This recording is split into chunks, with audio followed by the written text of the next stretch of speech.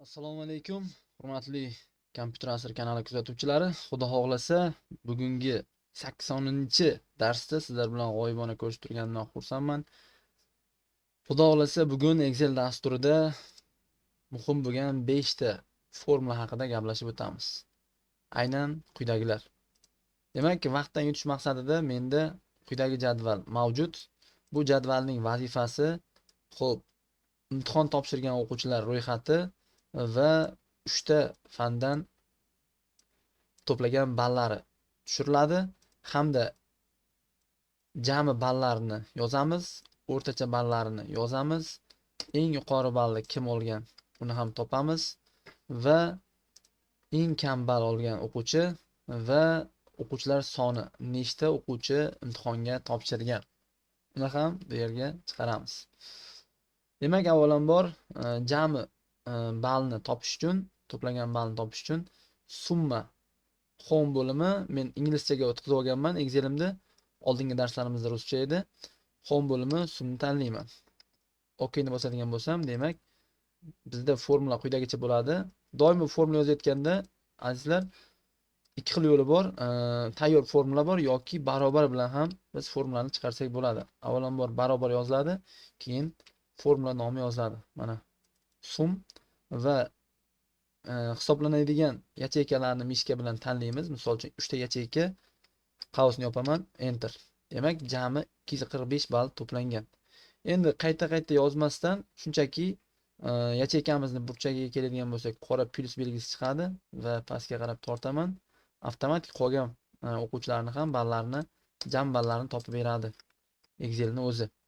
Xo'p, endi o'rtacha ballni topishlik uchun biz yana quyidagi joyga kirib, aynan shu funksiyani tanlaymiz. Funksiyani tanlaganimizda bizda B2 dan G2 gacha hisoblayapti. Biz B2 dan D2 gachani ko'rsatib qo'yamiz va enterni bosadigan bo'lsam, o'rtacha ballimiz 81 xo'p 66. Demak, buni ham o'rtacha ballini pastga tortadigan bo'lsam, qolgan o'quvchilarni ham o'rtacha baholarini ko'rishimiz mumkin. Endi eng yuqori ballni qanday qilib hisoblaymiz? Max degan funksiyadan foydalanamiz. Maksimum bizga eng yuqori ball olgan o'quvchilarni jami ustunini tanlab, eng yuqori ballni topamiz. Mana 270 ball eng yuqori ball to'plagan o'quvchi. Xo'p, eng kam ball to'plagan, ya'ni eng kam ballni hisoblash uchun minimumdan foydalanamiz. Buni ham jamini tanlaymiz va eng kam 165 ball. Buni ham o'rtaga qo'yib qo'yaman. Xo'p, ana endi buni orasini ochib olamiz va nechta o'quvchi bizning imtihonimizda qatnashdi. Xo'p, buning uchun men yangi ustun ochib olsam ham bo'ladi yoki mana shu joydan ham tanlasam bo'ladi. Demak, buni tanlayman. Men count number tanlayman. Ya'ni bu yerda raqamlar, nechta raqam qatnashyapti. Biz mana bu ustuni tanlab qo'yadigan bo'lsak, mana misol uchun enter. 4 tagina raqam ko'rsatadi. Bu degani 4 ta raqam bor mana shu ustunda. Bu ustunda 4 raqamini sababi tanlaganim, bu yerda shu o'quvchilarni to'plagan ballari. Misol uchun ba'zi bir o'quvchilar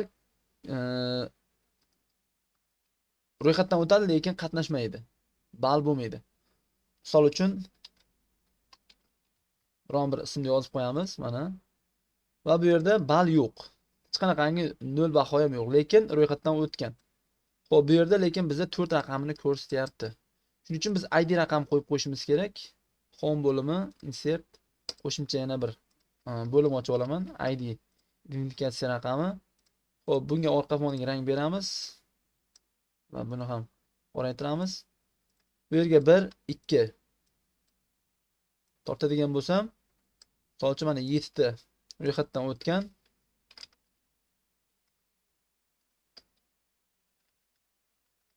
Mana 7 ta o'quvchi ro'yxatdan o'tgan, lekin 3 tasi qatnashmagan. Ularda ball yo'q.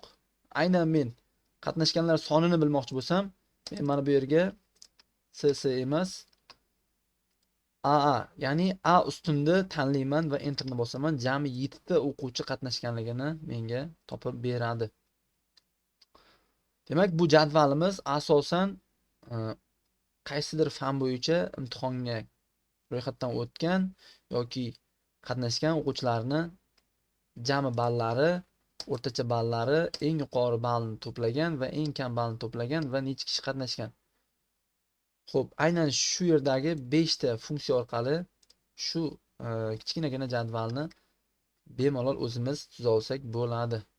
Xudo xolasa keyingi darsimizda sizlar bilan clear haqida va filtr haqida gaplashib o'tamiz va sizlarga dorixona loyihasini qanday qilib bajarishni o'rgatib ketaman. O'ylaymanki, bugungi dars ham juda qiziqarli va foydali bo'ldi degan umiddaman. Keyingi darslarda ko'rishguncha omon bo'linglar. Assalomu alaykum.